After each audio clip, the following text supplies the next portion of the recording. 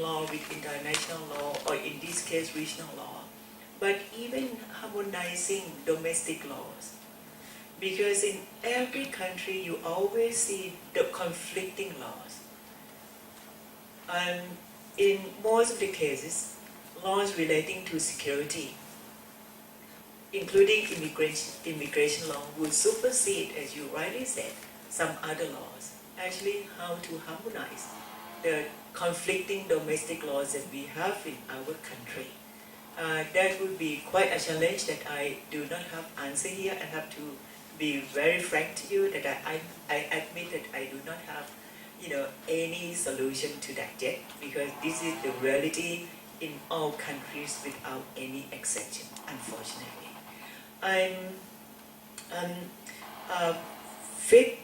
Four rather is. This is the point that we didn't discuss, but I think it was brought first by Rema in her intervention, which is about statelessness, fishermen working in international sea. In this case, asylum seekers who are also workers. Not only you have asylum seekers who are also workers. In the country, for example, Thailand, we have refugees. There are already refugees, not asylum seekers. Usually, in many countries, refugees are not allowed to work. But containing into the camp is not a comfortable place to be, not a comfortable position to be. But then this is something that we will have to think as well. Actually, at least in Thailand, I could speak only about Thailand here. At least in Thailand, we have been, when I said we, I mean academics and civil society groups, we have been advocating for the Thai government to allow not only asylum seekers but also refugees to have right to work, which means that they'll be enjoying all rights entitled to all workers. So that's something that I guess in other countries you could or you should also advocate for that. I guess my last point is really about what is the next step, which is the question for this session. What is the way forward, the next step? And I was sharing some of the ideas based on the suggestion made by some of us already, but then something that I want to hear more from you is actually about your roles, the roles that you can play, not only at national level, but also at regional level. Myself, I have been pushing Brema and some other friends sitting here. We have been advocating at regional level, but we need friends at national level to work with us as well. So I guess this is national efforts and regional efforts. We have to go in tandem. It's not one or another. So it's really, I would like to hear more from you. What you think would be the roles that you could play at both national and regional level. Anyone would like to say something more?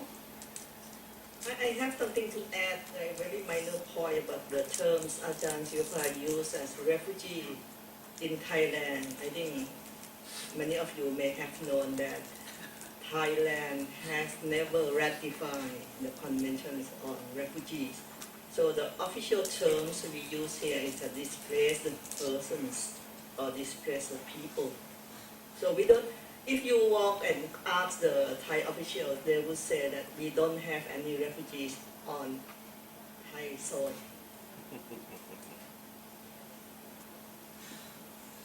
More comments, more ideas? Okay, please. In my Microphone. I think this labor issue is No, wait until the microphone comes to you.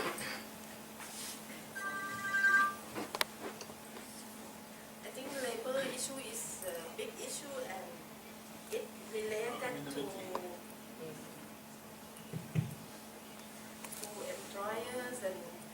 politics and to business.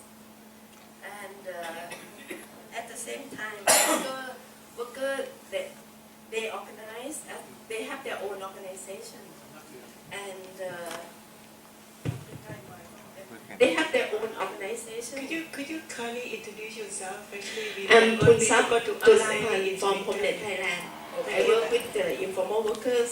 I think the workers themselves, they have their own organization, trade union or association for informal workers, or other organization that migrant workers they form their organization.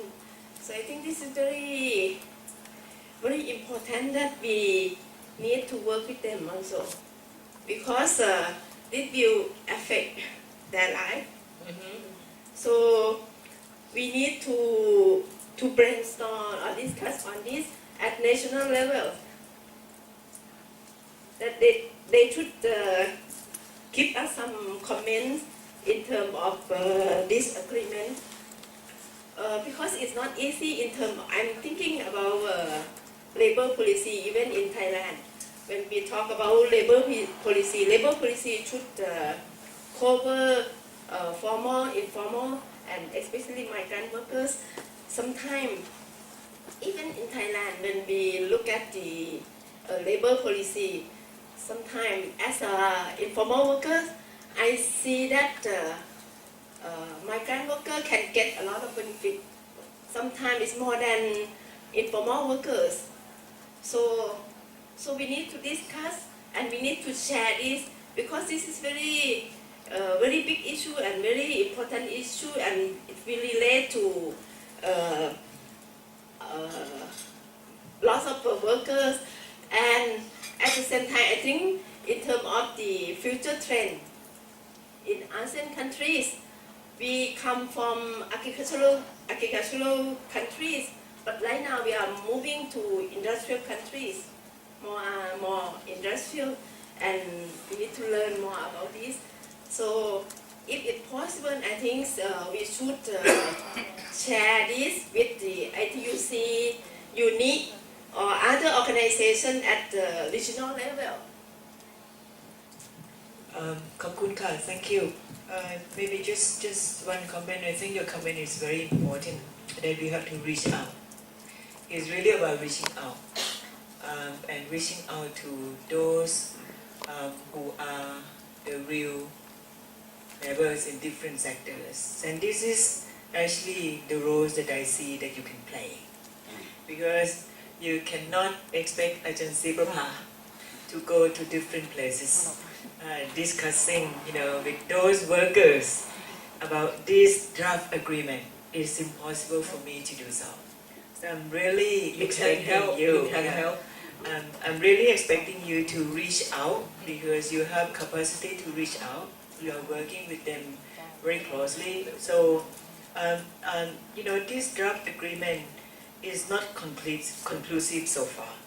We are still receiving comments and inputs, and if you're not only in Thailand, but when you go back to your home country, then you could share with people there, and you can still give us further inputs. As I said, not only we have to reach out, but we also have to expanding our constituencies. Only some of us here may not be influential enough, but you just imagine if there are millions of workers supporting us, then I guess the ASEAN leaders or ASEAN labor ministries could not listen to us, or could not to listen to them. That's what I mean.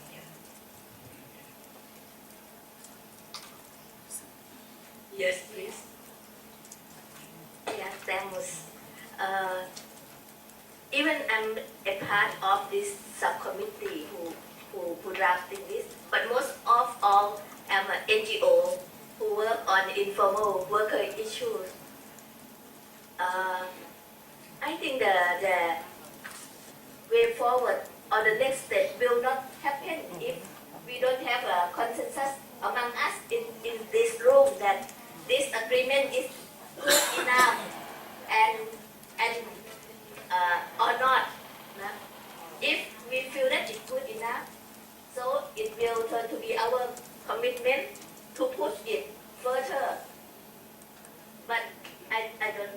I think the first question that we have to ask, have to question among all of us in this room that we happy with this or not. We think that it's good enough to push forward or not. Because sometimes when our friends or our colleagues still silence and feel like I'm not sure.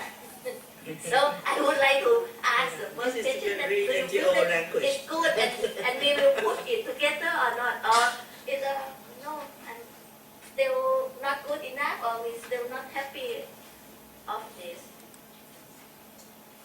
If all of us say that it's good enough, I would like. I would say that principally is good enough, but it still can be improved and many loopholes in our draft agreement. If like that, I would like to encourage all of us. One channel that it will easy to do is every year we will have APF, no? ASEAN People Forum. 90% of us here be a part of every APF. Okay. And APF this year will like back to back with summit, no? ASEAN Summit. It will happen in March in KL. In KL. Is it will good that we will run one workshop on the standard and mechanism to protect the worker rights in ASEAN together? This is one thing that I would like to invite all of us here to be a co-host of that workshop. Suntari is very good in it. Yeah.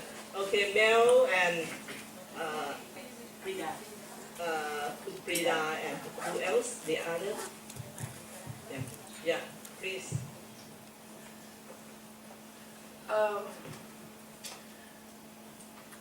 I guess, this morning I talked about how corporations are pushing improvement to compliance within their own global supply chain. And it happens because if suppliers do not comply, they lose a lot of money.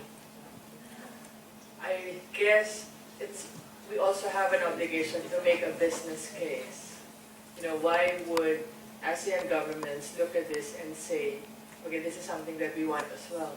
Because if we're coming towards it from various, interests, and we cannot find a common ground, then it's not going to go anywhere. So what I'm saying is, it cannot just be, our bleeding hearts telling them that you have to recognize and protect rights of workers. Why? We need that extra step. We know why, so maybe we just need to be more explicit about it. And we can maybe, if business is achieving something that we can, and let's not demonize business anymore. They're trying their best, and from what I've seen, and I work around this issue a lot, they've achieved a lot. So what are they doing that we are not doing? So maybe it's time for us to reflect as well and strategize on how to bring this forward in a frame that governments will understand. Thank you. No. Prida, please.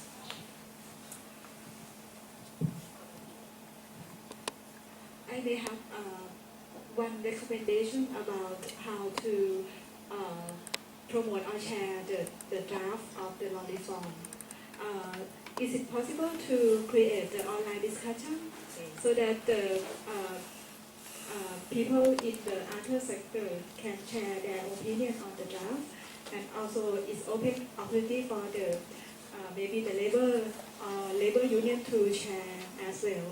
And also another one is to open the online petition so that it can be the number of the people in general who are interested to support your draft to the ASEAN country member. Okay, thank you.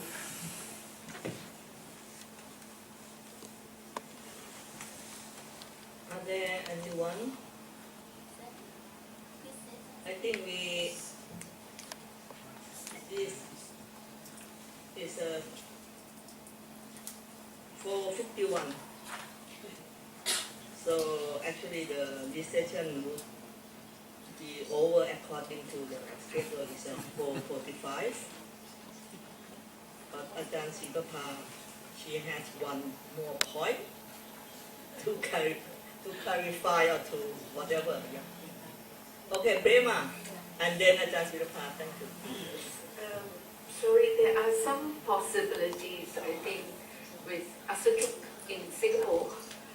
So we'll try, and also with some of the NGOs here. But I would like to know what's the next step with the group that is doing this. Your next step, your timeline. When will we get, let's say, a more cleaned up version? That's my Then question we will- too. Sorry? That's my question too. Oh, okay. Then we will know what to do next, and that will be easier. So that's one. The second is, for example, I know that the ICHA rep in Singapore is very interested in migrant worker issues. Although we are trying to frame this as the rights of workers. So maybe there is at the regional level another opportunity to go in with the help of Dr. Sri and Dr. Sri Papa's past contacts to really table this discussion with the ICHA for their reflections, and some of them, I think Ambassador Manalo also believes in quite a lot of the rights of migrant workers. So I just want to put that there. Okay, yeah. Thank you to make it clear that I think everyone here in this room waiting for the first final draft.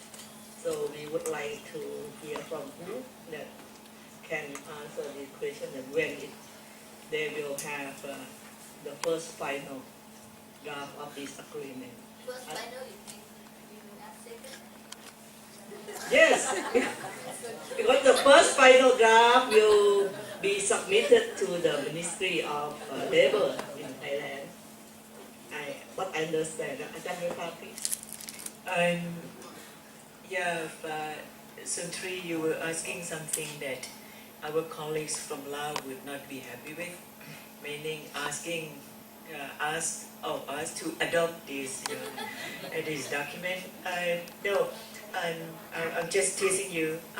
Thank you, Brima, for suggesting some other channels, including through Aisha, which I think is important. Next step, as I mentioned earlier, that we were organizing a number of consultations already at both national and regional level.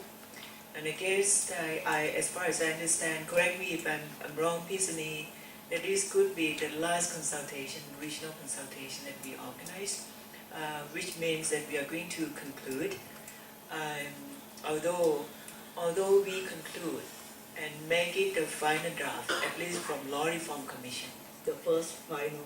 Yeah, the first final draft, which could be considered a zero draft by ASEAN. Because don't forget that once we submit the draft to ASEAN governments, if they accept, hopefully, they will have a long negotiations among themselves. I don't know how much will be left. I just heard from Dr. Seri that the guidelines for CSO engagement was adopted during their last meeting, and very little left when compared with the first draft that we submit from Thailand, for example. So, although I am keeping some hopes, but I know what type of agreement we'll be having, if ever we have, and I hope we will be having. In any case, And Law Reform Commission will be trying to finalize this. Actually, after this forum, we'll be having the meeting next On 19, yeah, the next on 2 19. days. So on 19, we'll be having the meeting. So I guess we will discuss when we could finalize this draft and making it the first final draft, after different consultations already. But even if we come up with the first final draft, no draft will be perfect anyway. No document is perfect. You just look at international human rights law. None of them is perfect. There are always room for improvement, interpretation. So we are just hoping to have a good enough draft for submission to the ASEAN governments. But it will not be a perfect draft. So just one point that I'd like to make, and I keep on repeating this. Some of my friends would know what I'm going to say. Don't forget that the perfect is the enemy of the good. If you're looking for any perfect documents, you will never have it. So It will not happen. It will not happen. So a good enough one will be enough. Thank you. Okay, I think we come to the. I think I have to close this session, and I would like to thank Ajahn Silpa for helping me in this session, and I will transfer the stage to the final wrap-up session. Thank you, everyone.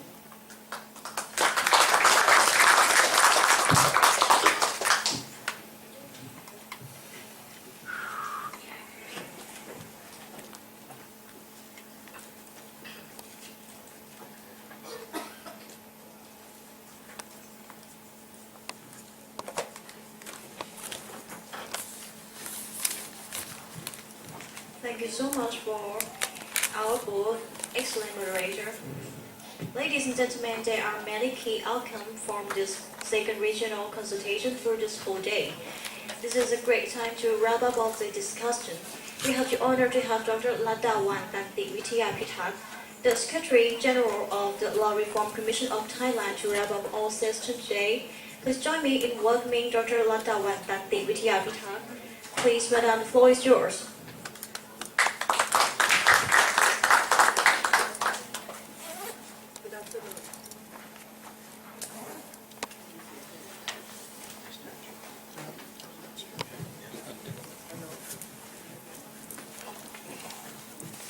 Hello, yes, good afternoon. Ladies and gentlemen, I was asked to wrap up this session. We have a one day, a very good day session to talk about the workers' rights. And I'm very happy since in the morning I have been listening to all directors, these guest speakers, and the participants, and this afternoon section. I think we have a very lively discussion, a very fruitful thought that come out from this short section. It's a day, but a very good day. So before I wrap up this today's session, I would like to take this opportunity also to briefly present to you all our last consultation, which I think might be relevant to your whole pictures. And perhaps you will see that how hard that we have been attempting to do this work. The last consultation we have with the state and the government and the ASEAN senior level officials. We have the regional consultation on prospect challenge to developing Asian standard and mechanism for the rights of the worker in December 2nd last year.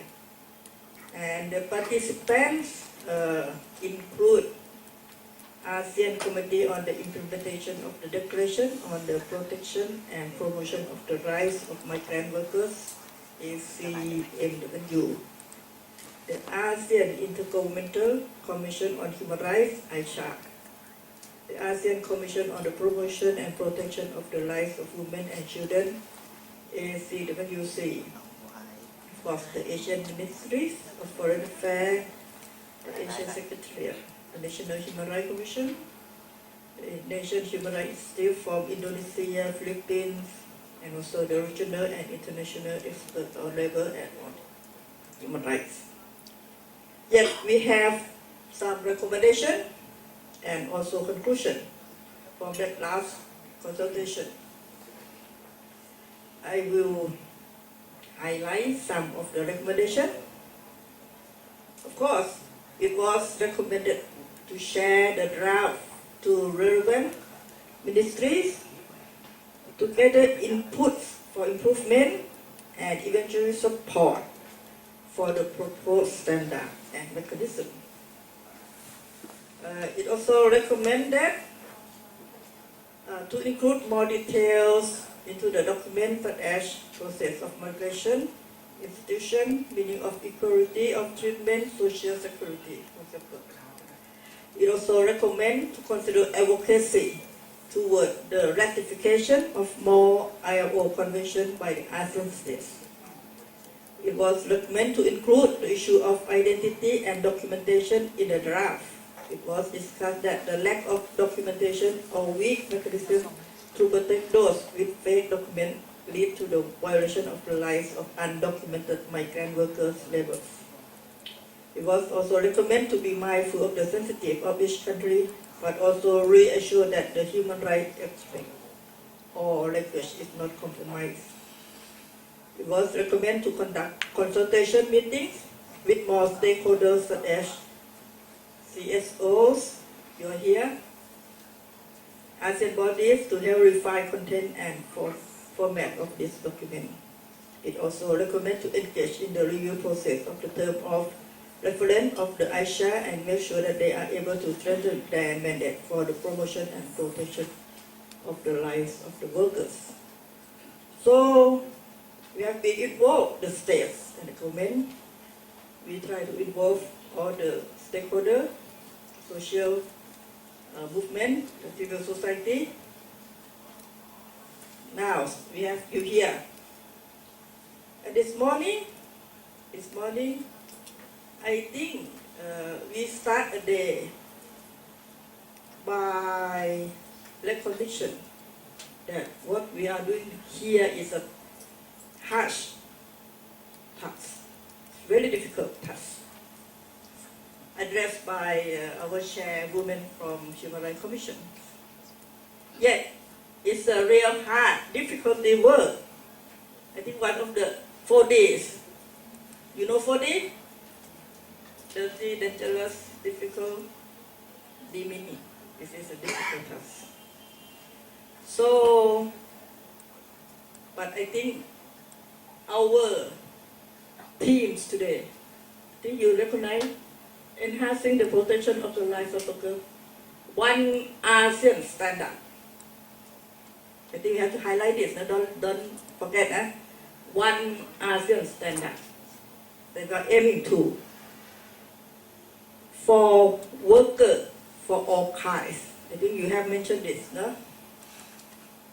Migrant worker, domestic worker, informal worker or formal worker should be all included. One standard, one Asian standard for workers of all kinds. This morning, our speaker from Thailand, Kun Suntari, addressed that we have been, the worker was class. They are defined by state as a class. I think this is a very good discourse to highlight that. Unawareness, the workers are class. And that means that it happening discrimination, the formal and the informal, even in the national standard has been discriminated. So the important is not only the worker, the migrant worker, some has addressed undocumented worker. What we're going to do with this undocumented worker? How we're going to protect them? And also our friend Kun Muhammad also addressing about the receiving and the sending countries, which I think this should be highlighted also. Receiving and sending. In ASEAN, we have 3 powerful receiving countries.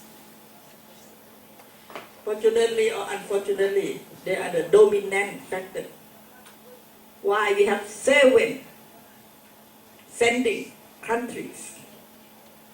The number is more, but the power is less. Why is that so? I wonder. And some remark that because they are competing in sending, maybe because of that, so weakening the negotiation. And that's the why, that's the way, because the way that the government have a bilateral. If we do multilateral, maybe it will provide a strengthening for the negotiation. So that is the remark from the morning section. This afternoon section, I think Ajahn Kittiya and Ajahn Siva has done a good work in wrapping up, but perhaps I like to highlight some points from this afternoon session. I think what we are doing here now, though it's a difficult, really difficult job, and I believe that we can achieve it in somehow. Ajahn Siva said, not in her lifetime. We are the same age. I and Siva. We are the same age. But I have different view. I think I can see in my lifetime that we can achieve in some point. At least we are different contextually. We are different from where we are. No, yeah, no. We are from ASEAN. ASEAN have so many different in culture, some different in belief, culture, political context, economic context, social context. But I think we come up with a common ground. And this is the common ground that workers need to be protected. Workers should be, their right should be protected, and their right should be promoted. I think this is a common ground. And I think this is our standard. Whether we work in Thailand, we're going to work to Laos, to Singapore, to Philippines, we should have the minimum standard. And that it should be the ASEAN standard. How are we going to achieve that? Each of us, as the member of the society, the ASEAN society, should play an active role to pursue to that minimum standard. So how we materialize this? I think, yes, of course, lobbying, advocacy, sharing idea. We're going to meet again in March with the Asian People Forum. All the effort mobilizing toward this standard. But if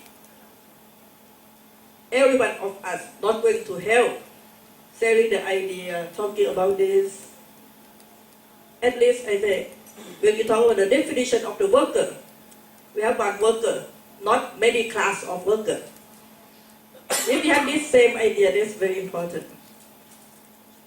Because we were told there are different class of worker, informal worker, formal worker, undocumented worker, but we are the same. There are same human. They are human. Human need to be protected. Whether what kind of work, what kind of contact they are, they need to be protected. At least the human rights, basic, they should be protected. So if we start from that, from this document, I think we have hope. And hope can be a light for us to be to make it true, to be real.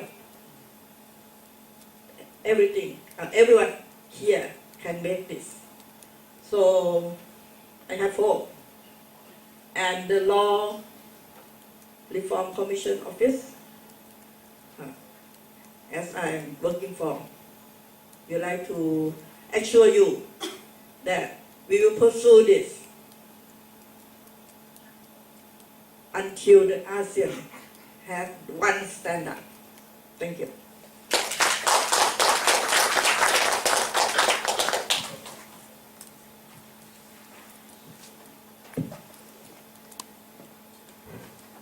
Thank you so much, Dr. Latawan, for wrapping up the discussion for us.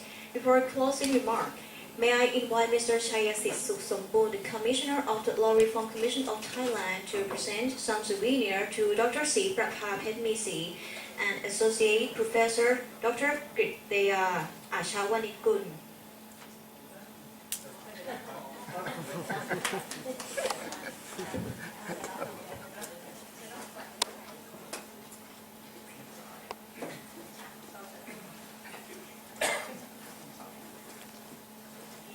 I'm not really familiar with this kind of.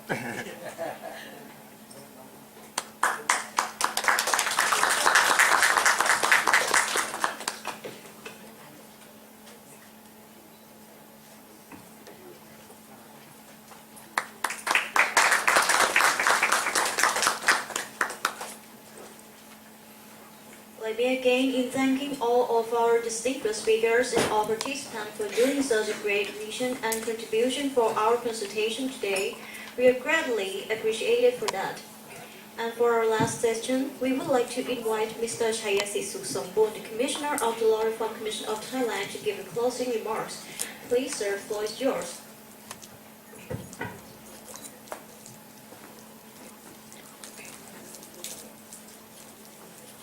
Ladies and gentlemen, on behalf of the Law Reform Subcommittee in ASEAN Committee, which is a part of the Law Reform Commission of Thailand, and the host partner for this conference, it is our great honor to have everybody here.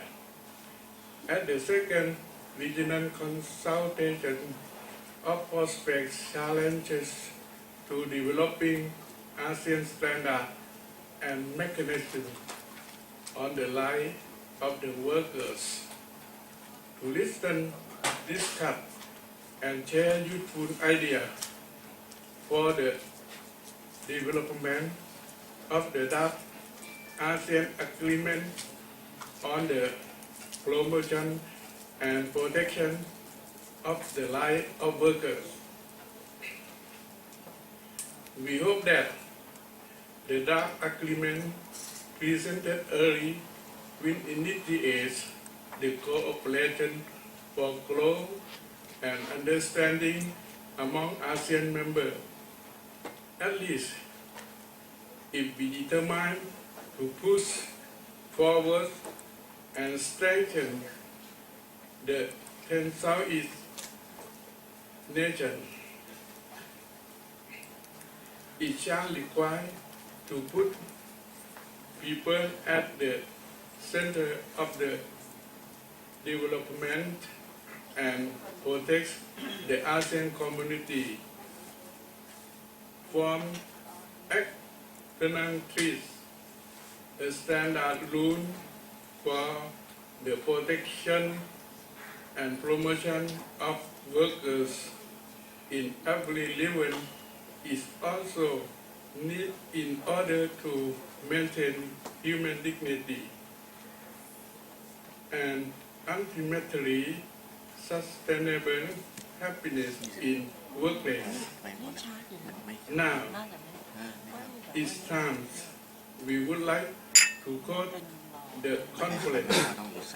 But before that, let our thanks go to everyone who has contributed to the success of conference, and in particular, everybody, our participants. We wish everybody have a soft journey home. Thank you and goodbye.